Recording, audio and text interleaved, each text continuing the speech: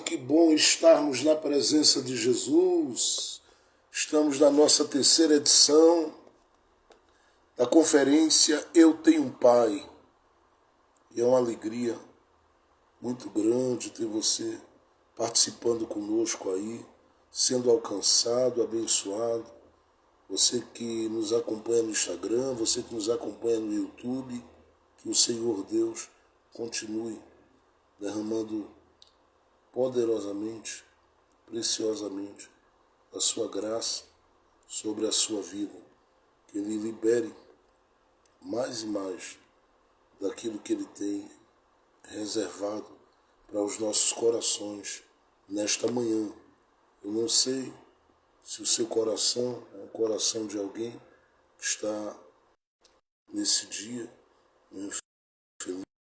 infeliz ou se está já se sentindo renovado. Nós temos adorado e louvado o nome de Jesus com alegria e desfrutado neste tempo daquilo que Ele tem realmente feito para o nosso coração e para as nossas vidas. Eu desejo em Cristo Jesus que Ele realize muito mais sobre as nossas vidas, porque eu creio que o que o Senhor tem reservado para a vida daqueles que esperam nele e que o amam é muito precioso e muito grande. Por isso, que Deus em Cristo Jesus te abençoe. O Senhor honre seu coração, sua vida, que Ele proporcione a você um tempo lindo, um tempo glorioso, um tempo especial, marcado por muitas grandes e preciosas vitórias. Que o Senhor, em tudo, em todas as coisas, realize toda a sua vontade, todo o seu plano, todo o seu desígnio e tudo aquilo que Ele tem estabelecido para a sua vida. Estamos de volta, graças a Deus, com a segunda parte desta manhã de bênção e está sendo realmente marcante para o nosso coração estarmos adorando ao Senhor. Mas eu quero compartilhar a palavra de Deus com você hoje, e lembrando que hoje à noite, às 18 horas, nós estamos no encerramento, também no nosso culto profético da família e com o encerramento da terceira edição da nossa conferência nesse formato digital. E eu tenho certeza que muitas coisas Ele nos fará sempre buscarmos as respostas que precisamos às nossas questões na pessoa do Pai.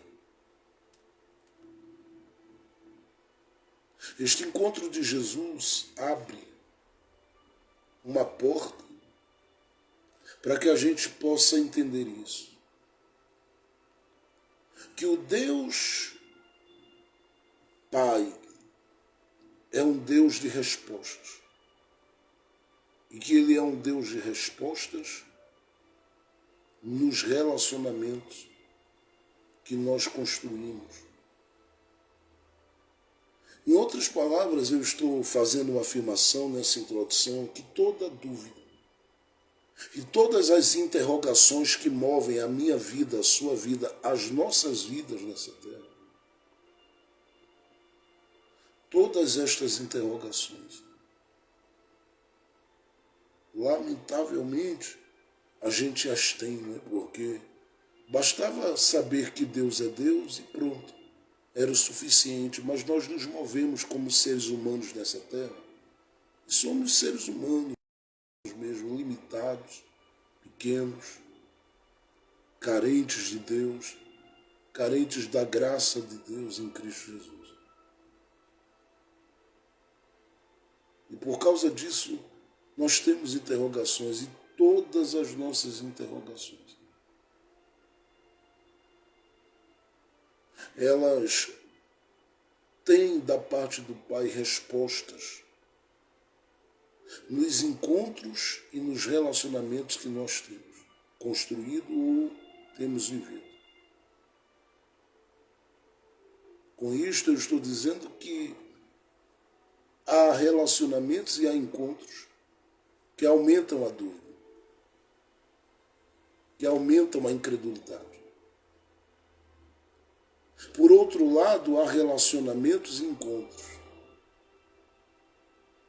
que nos colocam em uma posição diferente. Porque são relacionamentos e encontros que atraem ou trazem respostas.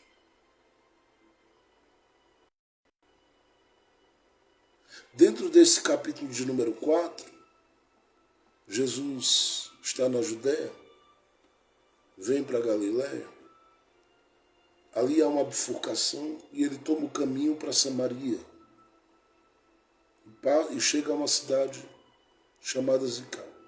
Você conhece o texto, ele para junto a um poço que ficou conhecido como Poço de Jacó. Ele está chegando ali em um determinado horário, se assenta. Quando na direção daquele poço vem esta mulher que nós conhecemos como a mulher samaritana. Esta mulher chega e o que era comum para ela iria acontecer. Ela iria ali, naquele poço, tirar água. Sim. Ela iria ali, aquele poço, tirar água e voltar para a realidade da sua vida que lhe era comum. Só que ela chega e avista esse peregrino que ali está. E ele lhe pede água. E ao pedir água, este peregrino, ele choca essa mulher. Porque ela o enxerga e o reconhece como judeu e diz, como sendo tu judeu, pedes a mim água, sendo eu uma samaritana. E a Bíblia deixa claro que havia uma separação entre os samaritanos e os judeus. Nesse momento, abre-se um caminho ou uma porta para um diálogo mais aprofundado. Porque Jesus começa a provocar a alma e o coração dessa mulher, sabendo da realidade dela. E ela começa a responder, ela começa a falar, ela começa a retrucar tudo aquilo que Jesus diz. E começa a vivenciar a partir daí algo realmente doído, sofrido. Porque ela vai simplesmente ver a sua ferida ser tratada por Jesus, mas ela vai ter que expor. Porque ali revela-se por trás de toda a resistência daquela mulher. E as resistências dela aí no texto são muitas, porque se você olhar para o texto diz claramente para a gente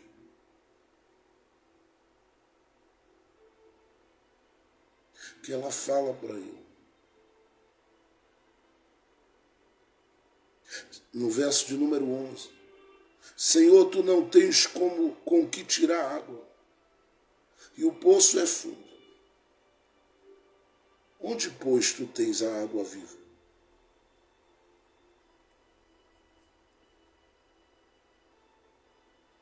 No verso 12, isso aqui é resistência. Porque ela disse, entre nós há uma barreira. Ela resistiu e diz para ele, como é que o senhor tem condição de dizer a mim que tem água? Se tu não tens nem cântaro, nem corda, nada. Depois ela diz no verso 12, é resistência. És tu maior do que o nosso pai Jacó? Ora, dentro da escala patriarcal, Jacó foi um dos grandes. E ela diz assim, quem depois de Jacó é maior do que eu? Tem Moisés que é muito grande. Mas maior do que Jacó? Ela diz. Sendo que Moisés é da tribo de Levi, e Levi vem dessa ligação com Jacó, e vem dessa bênção de Deus sobre Jacó. Então ela diz, és tu maior? Sendo tu judeu, Bom, eu olho para ti, eu percebo que tu vens aí da tribo de Judá. Judá é filho, Jacó é pai. És tu maior do que o nosso pai Jacó? Que não somente é o pai, mas quem nos deu o poço. És tu maior do que aquele que nos deu o poço? Bebendo ele próprio desse poço.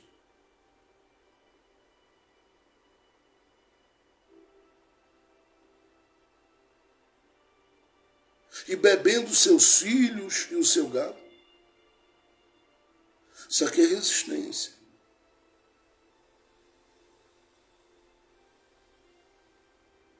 Só que Jesus vai e diz para ela, qualquer que beber desta água aí, tornará a ter sede. Você já bebeu? Já. Está voltando aqui por quê? Porque quem bebe tem sede. Porque não é uma água que vai saciar por toda a vida. Então Jesus olha e diz assim, aquele que beber da água que eu lhe der nunca terá sede. Porque a água que eu lhe der se fará nele uma fonte de água que salte para a vida eterna. No verso de número 15, olha que lindo. Disse-lhe a mulher, Senhor, dá-me dessa água, para que não mais tenha sede e não venha aqui tirá-la. Ela está dizendo, Jesus, me dá desta água porque eu não quero voltar a vir nesse horário, a buscar e a repetir a busca. Porque de verdade, as minhas idas e vindas, as minhas vindas e voltas, elas em todo tempo têm aberto em mim uma porta para que eu tenha mais sede, mais sede, mais sede. E esta sede não cessa. E como esta sede não cessa, eu preciso dizer, com todo o meu coração, com toda a minha alma, com todo o meu ser, eu preciso beber do que o Senhor está dizendo que tem para mim. Quando ela diz isso, a ferida vai ser exposta, porque Jesus diz, vai, chama teu marido e vem cá. E aí no verso 17 ela diz, eu não tenho marido. Dissestes bem, eu não tenho marido. Jesus dissestes bem, no verso 18, porque tiveste 5 maridos e o que agora tens, ele diz, não é teu. Isto dissestes com verdade. E quando isso aqui vem à tona, ela diz assim no verso 19, Senhor, eu vejo que tu és profeta. E é aqui que o encontro revela-se, um encontro diferente de outros encontros que ela teve na vida. Porque os relacionamentos e os encontros que ela teve na vida só deixaram a ela interrogações e questionamentos. Este encontro e esta relação ou este relacionamento está trazendo a ela respostas. E como é que eu sei disso? É que ela vai começar a colocar as questões para fora. Uma vez que Jesus mexeu na relação mais profunda que ela estava vivendo aqueles dias, e disse: o que tens não é teu. Ela disse: então eu posso tratar com ele de tudo, porque aquilo que eu gostaria de esconder, aquilo que eu gostaria de não revelar, aquilo que eu gostaria de não expor, ele trouxe. Não trouxe à tona, a um público, trouxe diante dele e dela no diálogo. Mas como ele trouxe à tona, então meu coração geme, meu coração treme, meu coração estremece, meu coração balança. E eu quero expor do meu coração, que para mim e em mim é questionamento constante e contínuo. Porque eu tenho minhas interrogações. É aqui que eu disse no início que há relacionamentos que trazem respostas e atraem respostas de Deus. Há outros que deixam só interrogações. E aí, eu vim te convidar nesta manhã a buscar o melhor dos relacionamentos. Porque a partir desse relacionamento, muita coisa começa a se esclarecer. Ela começa a buscar esse relacionamento quando ela diz: me dá desta água. Então a porta abre mais ainda nessa comunhão com Jesus, para ela começar a viver uma coisa diferente na vida dela. Então ela diz: já que o Senhor tocou na particularidade dos meus sentimentos e do meu relacionamento, eu quero que o Senhor avance um pouquinho mais comigo. Eu quero que o Senhor fale comigo sobre a minha espiritualidade. E aí ela diz no verso 20: nossos pais adoraram neste monte, e vós dizeis que é em Jerusalém que se deve adorar.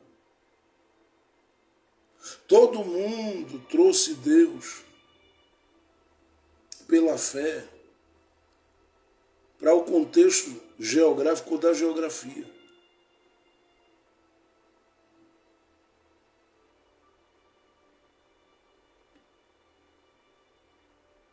Eu quero saber o que é que o Senhor faz com relação a isso.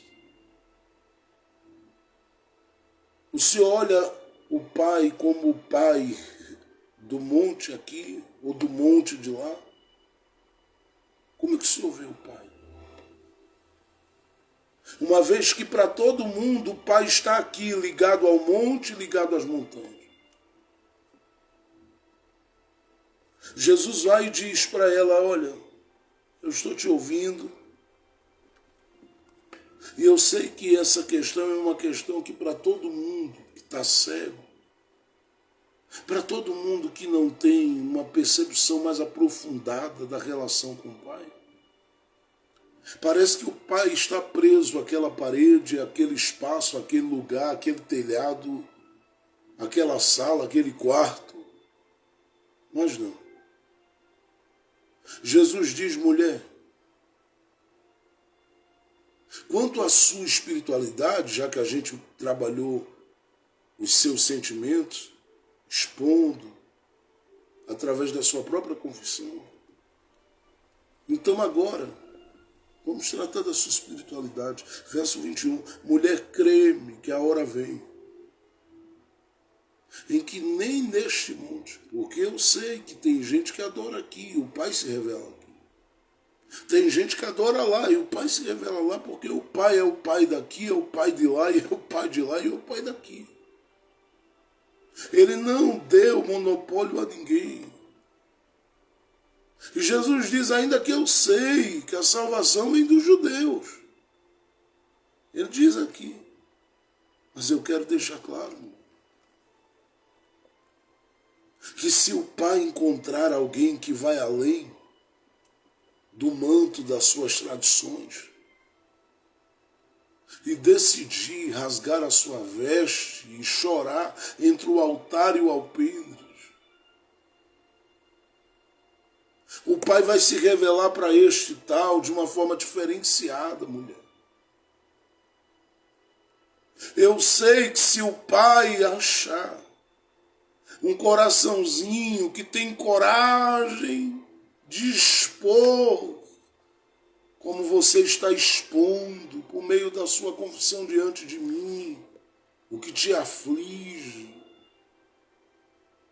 Ele vai alcançar e atingir essas pessoas,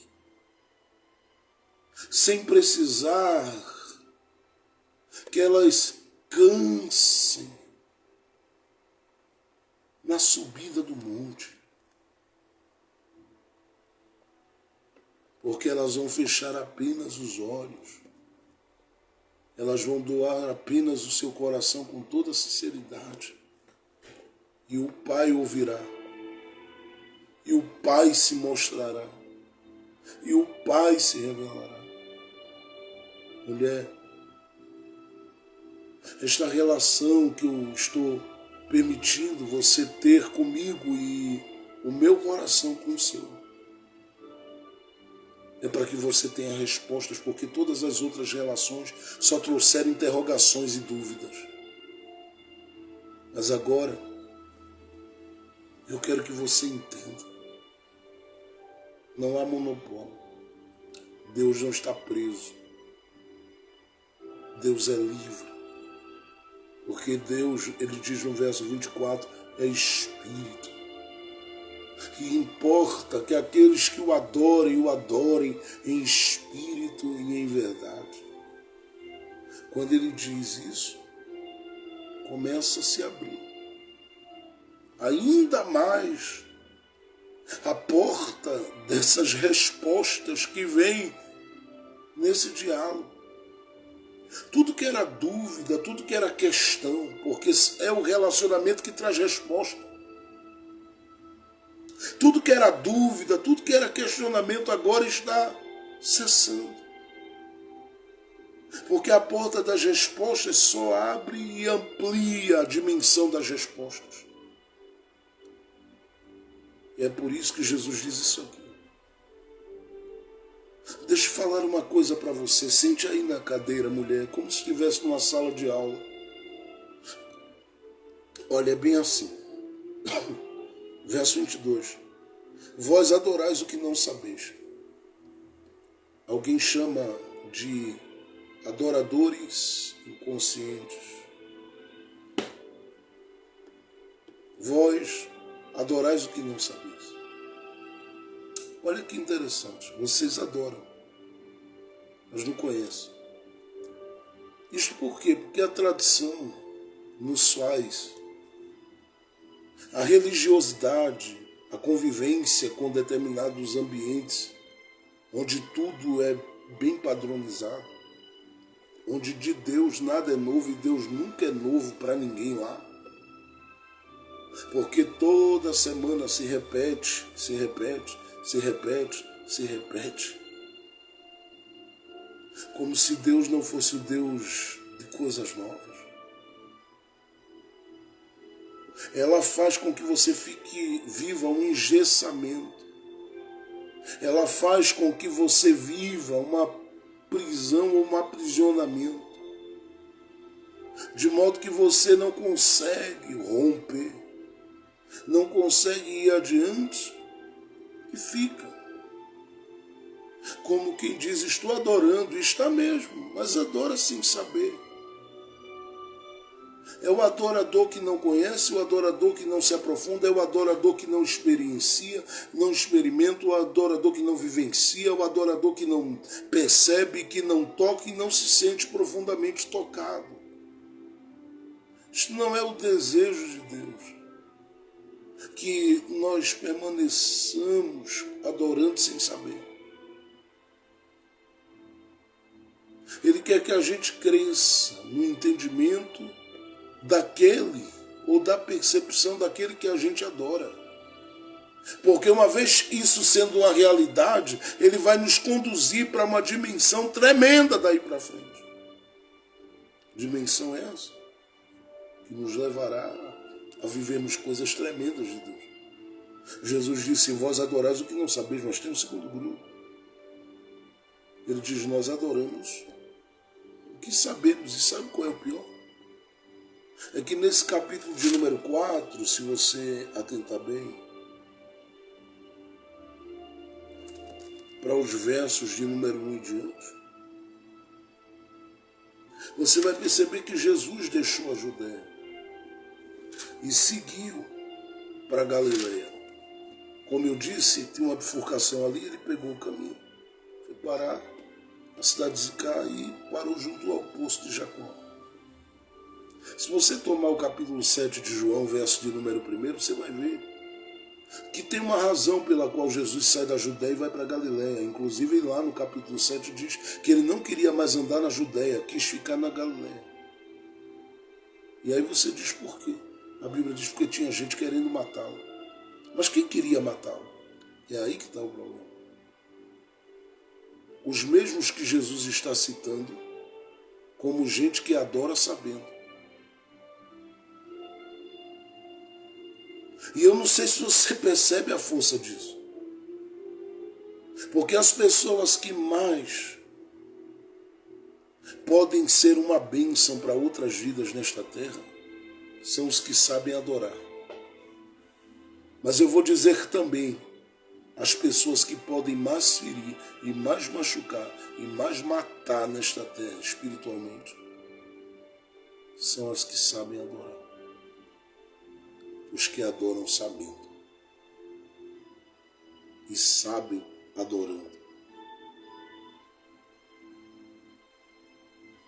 É por isso que a gente tem tanta gente machucada e ferida. Eu sei que você está bem no caminho, na caminhada, eu sei que você é crente, é salvo em Jesus, você está bem, sua comunhão com Deus está bem, sua vida está boa, abençoada, feliz. Eu sei que você está caminhando na sua comunhão com Deus.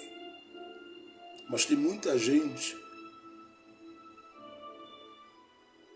que não quer saber de culto mais, não quer saber mais de igreja, não quer saber mais de Bíblia e da palavra.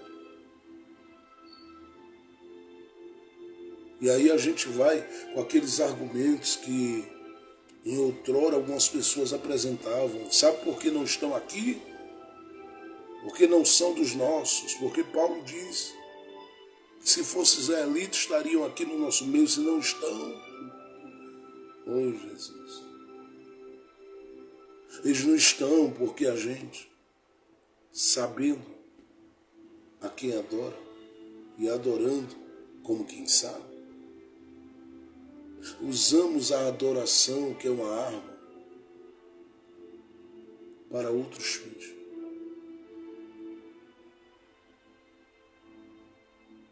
E começamos a, muitas vezes, nos tornarmos, e isso eu falo de todos nós, péssimos exemplos de adoradores para o Brasil.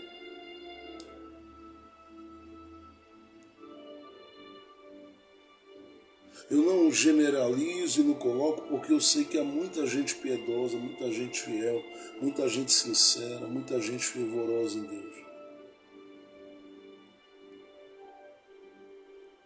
Mas a gente está virando uma piada, como gente que adora sabendo. Porque os que adoram sem saber têm seus erros. Eles não aprofundam, eles não crescem, eles não vão, eles ficam ali.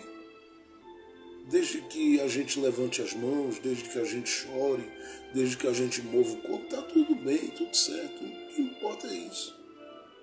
Você conhece a Deus em profundidade, tem relação com Deus, você vivencia coisas de Deus na sua vida, você respira a glória de Deus na sua existência, enfim. Não. Não. Mas aí vem esse que Jesus diz, adoramos sabendo. Os que adoram sabendo. Os que cercam o altar e diz aqui só eu e os meus. Os que dizem, bom, só entra a turma da minha panelinha aqui. Não, aqui é gente que adora sabendo, mas usa o que tem da forma errada. É a gente agindo como Pedro quando Jesus é preso, usando a ferramenta que a gente tem da forma errada.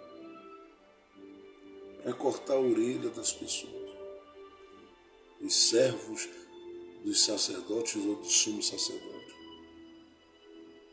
A gente vai cortando.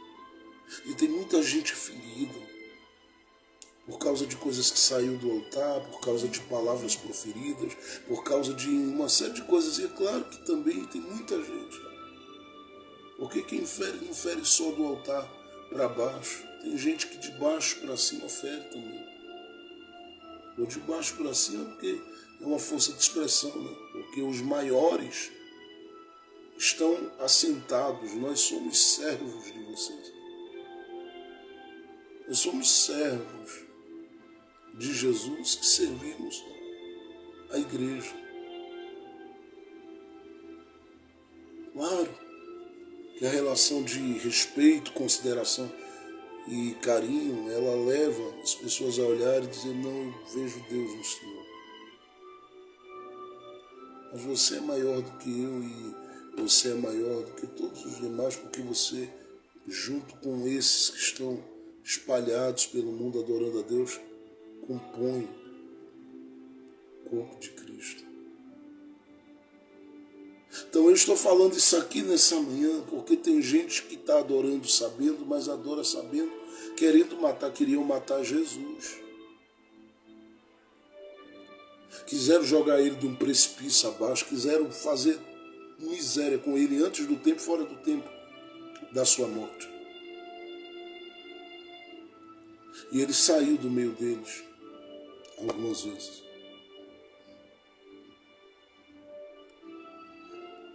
É o perigo de adorar como quem sabe. Saber que o que a gente sabe deve ser exposto com toda a compaixão, amor e misericórdia do nosso coração, lembrando-nos que nós somos humanos e limitados tanto quanto os demais. Por isso, a gente não pactua com determinadas coisas que Deus não pactua e não aceita. Mas isso não significa que nós vamos nos tornar algozes de ninguém. Vocês adoram o que não sabem. Nós adoramos o que sabemos. Porque a salvação vem de lá. E Paulo acrescenta em Romanos que não é só a salvação, os profetas, as profecias, a lei, está tudo ali no meio do povo judeu. E como Paulo diz isso, fica claro que a gente tem esses que adoram sabendo e fazem muitas vezes males sabendo a quem adora, como se estivessem fazendo um bem. Eu olho para o apóstolo Paulo e eu percebo isso, em nome de um zelo religioso. Perseguir a igreja de Deus ferozmente, raivosamente. Esteve lá presente no dia da morte de Estevão.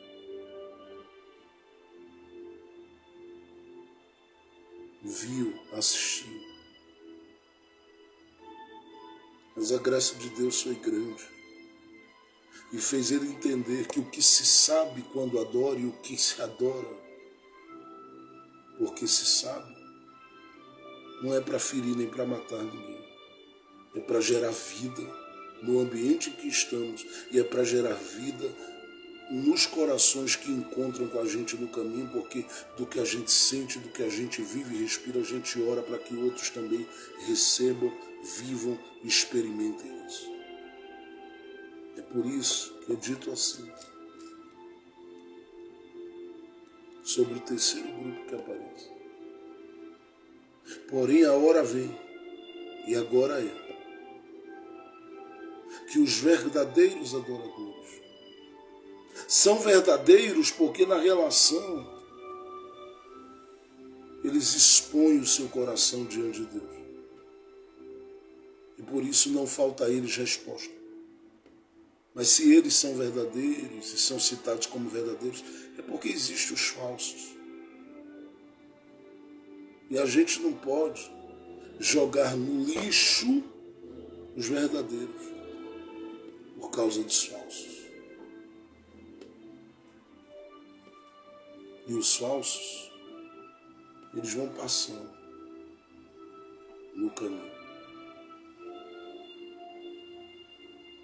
Porque o Senhor Jesus, eu disse ontem à noite, no início dessa conferência, nesse formato digital, eu disse que Jesus deixou claro para a gente, quando fala da videira, que aquele que não dá fruto, que está, mas não é, que está, mas não gera,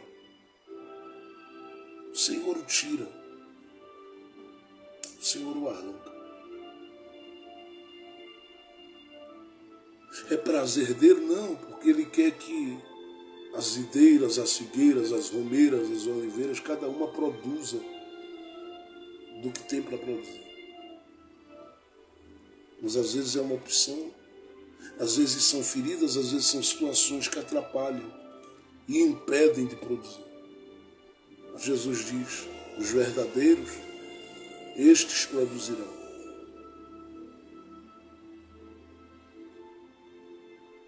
Porque a hora vem e agora é em que os verdadeiros adoradores adorarão o Pai em espírito e em verdade. Aí ele diz isso. Porque o Pai procura a tais que assim o adoram. Deus é espírito. Não importa que os que o adoram, adorem em espírito e em verdade. Eu gosto disso aqui porque quando Jesus diz que o Pai procura, ele está falando de um Deus onisciente que conhece tudo e todas as coisas. Mas que o fato dele ver, dele conhecer, não o impede de se dar o direito de dizer: eu quero achar quem me toca, eu quero achar quem me adora, eu quero achar quem celebra o meu nome, eu quero achar quem se doa, eu quero achar quem se rende, eu quero achar quem consegue subir com o coração e com as palavras que saem da sua boca em louvor e adoração. O Pai procura e se dá o direito de procurar. Eu sei, mas eu vou procurar. Quero achar ali no meio, porque eu quero deixar claro aqui que eu ainda tenho. Não é todo mundo que se perdeu e nem é todo mundo que deixou Deus para trás. Não é todo mundo que jogou fora ou que anda com base nas suas dúvidas ou que anda agora com base na sua própria incredulidade, que também se respeita, se deve respeitar. Não crê, tudo bem. Mas os que creem, esses são bem-aventurados. Bem-aventurados que não viram e creram. E é por isso que nesse momento,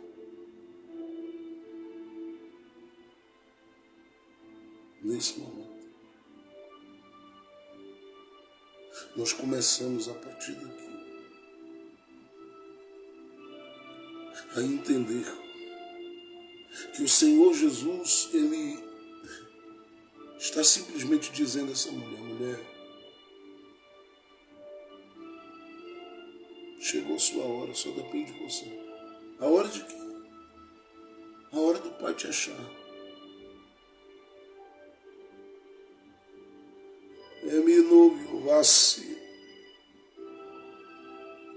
A hora do Pai te encontrar. Chegou a tua hora.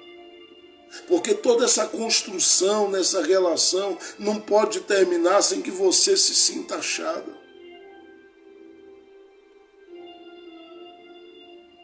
O que o Pai não quer é você nas suas vindas e nas suas voltas, vivendo aquela mesma realidade de poço, com água que não sacia. Vivendo aquelas mesmas experiências de relações que não aprofundam nada, que não consolidam, que não firmam, que não estabelecem e nem firmam nenhuma esperança dentro de você. Tudo que o Pai não quer é que você fique. Em meio aos conflitos e às crises, perdido e perdida, dizendo não achei, não achei, não achei, porque eu continuo sem saber se é aqui que adoro ou se é lá. Chega de viver sem ter sentido. Chega de viver sem ter sentido. É tempo de aprofundar com Deus. E para aprofundar, abre os ouvidos para Jesus. E expõe tudo para Jesus e diz para Ele, eu não tenho. Deixa Ele mexer nas coisas que tem que mexer no seu coração. E deixa Ele fluir através de você com bênçãos e vitórias para a sua vida. Porque a maior vitória sua é não ficar sem respostas. Por isso, Ele diz, mulher, verso 21, você precisa crer. E é por isso que ela diz, eu sei, verso 25, que o Messias que se chama o Cristo, quando Ele vier, nos anunciará todas as coisas. Jesus disse, é o seguinte, já que você falou isso aí, e mostrou que você crê, o que eu disse, ele diz aí no verso 21, crê. E agora no verso 25 ela diz, eu sei. Ela não diz, eu creio. Ela diz, eu sei. Isso aqui é muito interessante, porque ela ouviu de Jesus no verso 22, você não sabe. Adora, mas não sabe. Aí ela diz, é verdade. No que diz respeito a questão de Deus receber adoração, eu de verdade adoro, mas não sei. Mas vamos falar de mais alguma coisa? Vamos, olha, está chegando a hora e a salvação vem. E aí ela olha e diz, eu sei disso, isso aí eu sei. É diferente, que tem muita gente que diz, eu creio, mas não sabe. E quem não sabe, o que crê, passa a não ter sustentação, não ter base. Porque a base de tudo está no entender, no assimilar, no saber. Por isso Paulo diz em Romanos capítulo 12, verso de número 1 e 2, rogo-vos pela compaixão de Deus, irmãos, que apresenteis o vosso corpo em sacrifício vivo, santo, perfeito e agradável a Deus, que é o vosso culto racional. E ele diz, e não vos conformeis com este mundo, mas transformai-vos pela renovação do vosso entendimento. Transformai-vos pelo que vocês sabem.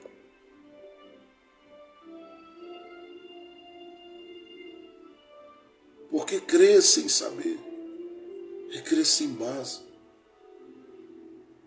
Pastor, mas todo mundo que crê, crê porque ouviu. Mas isso não significa dizer que sabe. É por isso que Paulo diz várias vezes, eu sei, eu sei, eu sei. Jó no capítulo 19, versículo 25, ele disse, eu sei que meu Redentor vive. Porque a questão não é dizer eu creio que o meu Redentor vive, porque que eu tenho fé para crer, ele sabe. Ele quer saber se eu tenho vivido ao ponto de ter a convicção profunda dentro de mim pelo que eu conheço, pelo que eu entendo, pelo que eu assimilo, pelo que eu recebi, pelo que veio do Pai para o meu coração. Ele quer saber se eu tenho base, se eu sei. Ela diz, Senhor, eu sei que o Messias que se chama o Cristo. Aí ela diz, eu sei que o Messias vem, e está dito assim, que se chama o Cristo. Quando ele vier, ele nos anunciará, olha o que ela diz, todas as coisas. Ele vai descortinar tudo e vai abrir a porta da revelação de tudo. Não ficaremos em dúvida com dúvida, nem nos moveremos em dúvida nenhuma, porque ele vai abrir o leque da revelação e vai mostrar que tudo está esclarecido. Ele vai expor tudo. Pois bem, mulher, que legal saber que você sabe. Ainda bem que você não diz que apenas crê, porque eu lhe convidei para crer e você diz a mim que sabe, você já está no nível de quem tem uma fé inabalável. Porque a fé de quem crê tem que ser a fé de quem sabe. E aí ela não abala. E aí diz o texto, né? Ou o Salmo, os que confiam no Senhor são como os montes de Sião que não se abalam, mas permanecem para sempre. Por que eles não se abalam? Porque se sabe de onde vem o socorro e quem é o socorro. Eu vou terminar aqui, porque esse ponto para mim é muito importante. Ela diz, eu sei que o Messias vem. Jesus olhou para ela e disse, mulher, eu sou o que falo contigo. Aqui é o Pai. Porque quando ele diz isso, ele está deixando claro para ela que o Pai a achou.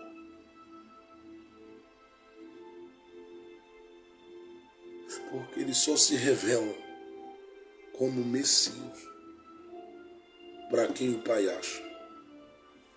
Em Mateus 16, versículo 13 a 19, eu não vou citar tudo, Jesus estava às margens de Cesareia de Filipe, como eu sempre digo aqui, gosto de dizer, e ele disse, o que dizem os homens acerca do Filho do Homem? Ele disse, olha Jesus, há muitas dúvidas, há muitas colocações aí que se chocam. Inclusive em João capítulo 7, está dito, né, que as opiniões sobre ele se chocavam. Mas é o seguinte, uns dizem que tu és Elias, outros dizem que tu és Jeremias, outros dizem que tu és um dos profetas. Jesus disse, e vós, quem dizeis que eu sou? E aí eles dizem, bom, a questão é muito prática. Vai, Pedro, fala. Pedro diz, eu vou falar. Tu és o Cristo, o Filho do Deus vivo. Quando ele diz isso, é lindo o que está escrito. Tu és o Cristo, o Filho do Deus vivo. É lindo o que está escrito. Lindo demais. Por que é lindo, pastor? É lindo demais. Porque Jesus diz, olha Pedro, não te revelou a carne nem o sangue, mas meu Pai que está no céu é quem te deu revelação. Portanto, eu te digo que tu és Pedro, pétalas, fragmento de pedra. E sobre esta pedra, a revelação e a pessoa da revelação, que é o Cristo, eu edificarei a minha igreja, e as portas do Hades não prevalecerão contra ela. Por que Jesus diz, eu vou revelar a você a autoridade da igreja, a autoridade sobre a igreja? Porque o Pai achou. O eu sou de Jesus, só eu sou, quando o Pai acha.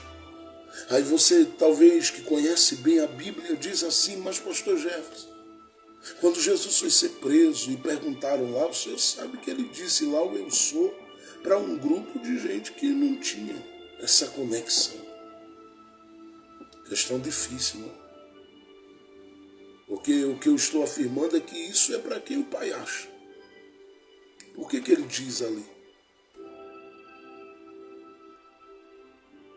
Porque todo aquele processo fazia parte do plano da redenção. Ele só revela o eu sou ali porque ele diz eu sou e diz a Bíblia que todo mundo caiu ali. Os soldados caíram, ninguém aguentou, foi um impacto. Eu sou, Jesus disse. Vocês estão buscando aquele o Cristo. Disse, eu sou. O impacto foi grande. O impacto foi grande. Claro que dependendo da visão dos evangelistas é como que eles voltassem para trás. Mas está escrito, eles caíram por terra. Do impacto. Por quê? Porque o pai, querendo ou não, achou. Você não pense que foi Judas quem achou. Foi o pai. Às vezes a gente não faz uma ligação com os textos. E toda a mensagem que eu tenho pregado ao longo desses anos da minha vida, ela nasce desse sincronismo das palavras. E aí você está lendo Mateus 26 ou pensando em Mateus 26. Você precisa permitir que a sua mente volte a Isaías capítulo 53. Porque é dito que ao Senhor agradou moer a Jesus, fazendo-o enfermar. É incrível que ali não vai colocar Judas no caminho. Ainda que eu sei do Salmo 22, e eu sei das profecias antigas, enfim, e o que é citado, inclusive em Atos 1, sobre Judas, eu sei. Mas o que eu estou dizendo é que ninguém ali hoje está se movendo e se mexendo sem que o Pai esteja colocando as peças no seu devido lugar. Você acha que Jesus estava arrancando os cabelos, meu filho Judas? Puxando as barbas, Judas? Não. Surpreendido, não. Pedro podia surpreender, Tiago podia surpreender, os demais podiam surpreender, Jesus não. O Pai sabia de tudo. E Jesus também. Em João 13, verso 1, como em João também no capítulo 17, verso 1, ele deixa claro lá. Sabendo ele que ia para o Pai. E que o Pai havia depositado todas as coisas em suas mãos. No capítulo 17, verso 1 diz, ele ergueu os olhos para cima e orou, falou com o Pai, dizendo, Pai, é chegada a hora. Ele diz aos discípulos, é chegado o momento que o Filho do Homem será entregue. Ora, quem acha que Jesus foi surpreendido? Ele não foi surpreendido em nada. Tudo estava ligado aos planos do Pai. É por isso que lá na cruz, ele não grita, Pedro, Judas, João, vocês aí que eu curei, que eu abri os olhos, que era cego e eu curei, paralítico e eu curei, morto e eu ressuscitei vocês.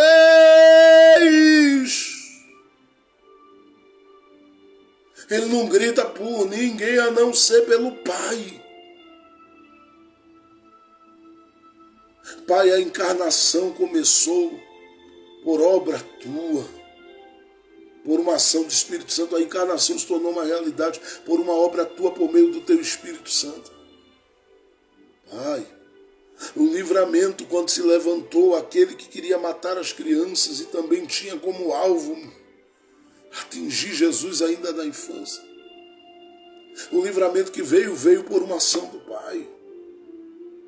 Quando ele foi batizado, o céu abriu. O Espírito Santo desceu em forma corpórea de uma pomba e a voz que bradou não foi voz de outrem, mas a voz do Pai. Na transfiguração, a nuvem desce, Moisés e Elias aparecem, mas o Pai está lá também. E brada. Em João capítulo de número 12, diz que Jesus, falando com algumas pessoas, disse: olha, foi para este tempo e para esta hora que eu vim. O que direi eu? Porventura direi ao Pai: Pai impede, Pai impede, Pai impede o plano. Não. Quando ele diz isso, a Bíblia diz que a voz bradou de novo. Só que dessa vez não chega apenas ao ouvido de João Batista e de Jesus, a voz ecoa, e tem gente que diz: foi um raio, foi isso, foi aquilo, mas foi a voz do Pai bradando. Todos os processos da nossa vida, ainda aqueles que vêm como fruto das nossas próprias escolhas, ou de decisões que a gente tomou precipitadamente, tudo está debaixo do comando e do controle do Pai. É por isso que você precisa resgatar essa consciência de que você tem um Pai. É por isso que nós estamos na 3ª edição dessa conferência, lembrando: você tem um Pai. Você tem um Pai. E este Pai está te assistindo. Ele revelou-se na pessoa de Jesus, mostrando que os seus planos se cumprem, mostrando que Ele guia e conduz todos os nossos passos, mesmo quando o destino da gente parece a cruz. Ele tem cuidado da gente, trabalhado com a gente, agido na vida da gente e operado na vida da gente. Ele tem agido em você e em mim. E é por isso que hoje eu quero dizer a você que Ele achou você. Por isso eu sou chega ao teu ouvido hoje. Moisés disse em Êxodo capítulo de número 3, e fala o seguinte: quando eu for, como é que eu te apresento lá? Aí ele diz, se não me falha a memória, Yahweh, Asher, Yahweh, eu sou o que sou, ou como está no original, eu sou o que serei. O eu sou o que serei. A identidade. Moisés diga que sou Deus de Abraão, de Isaac, de Jacó, mas também eu sou o que serei. E eu vou revelar isso, Moisés.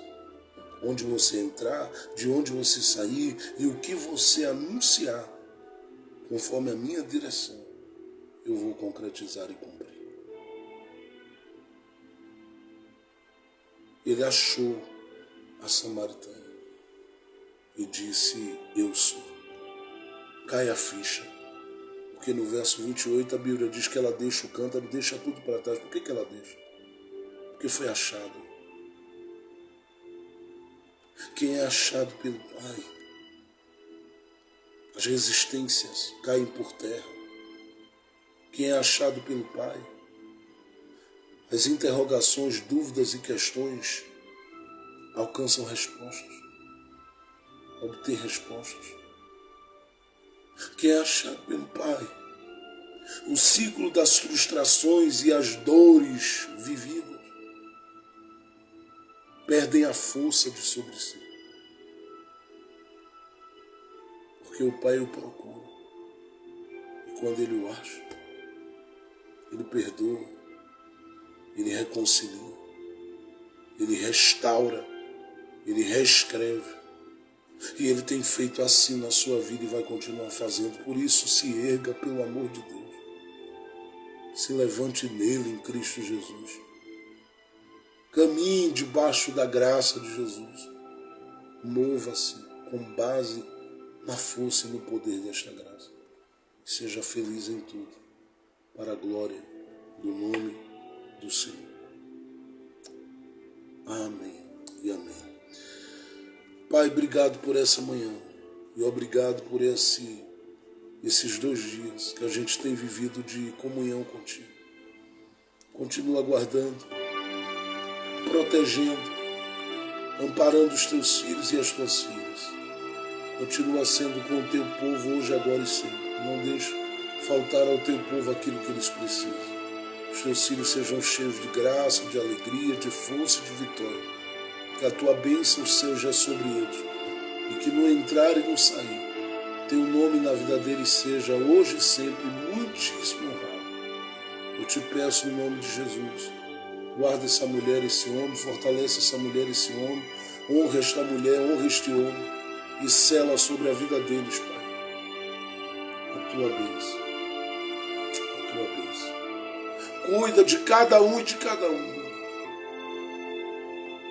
e abraça com teu amor de Pai, dando graça para caminhar e prosseguir em todo o tempo.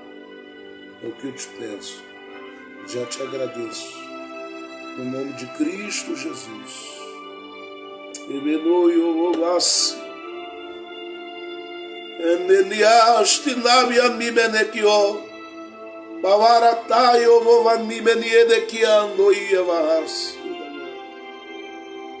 No nome de Jesus. No nome do Senhor Jesus. Amém, amém e amém. Gente, às 18 horas hoje estaremos juntos na presença de Deus para a glória de Jesus. 18 horas, no máximo 18h15, já estaremos ao vivo aqui, compartilhando do encerramento desse trabalho e de mais um culto da família também. Não perde a oportunidade de receber a porção da palavra. E quando você perde de ouvir a palavra, você perde muita coisa, muito de Deus. Então que esta palavra te alcance, que o Pai te ache, que o Pai se revele para você. Deus conceda uma tarde abençoada, um bom almoço, um tempo lindo de descanso para você, para sua casa. Conte sempre com as nossas orações e lembre-se de visitar aí o site e ouvir ali, né, a nossa web rádio, a nossa web TV, que está alcançando bastante gente. Tem sido uma bênção. Não deixe de visitar o canal no YouTube, Jefferson Santos Ministros, também o nosso novo canal, Pastor Jefferson Santos Ministros, o nosso novo Instagram. Não deixe de visitar. Se você usa aí o TikTok, procura lá Jefferson Santos, tá bom também. Assiste os vídeos, compartilha, enfim, seja em tudo muitíssimamente abençoado. Que o Senhor em todas as coisas te abençoe e te fortaleça e que Ele continue cuidando de você. Deus abençoe a todos.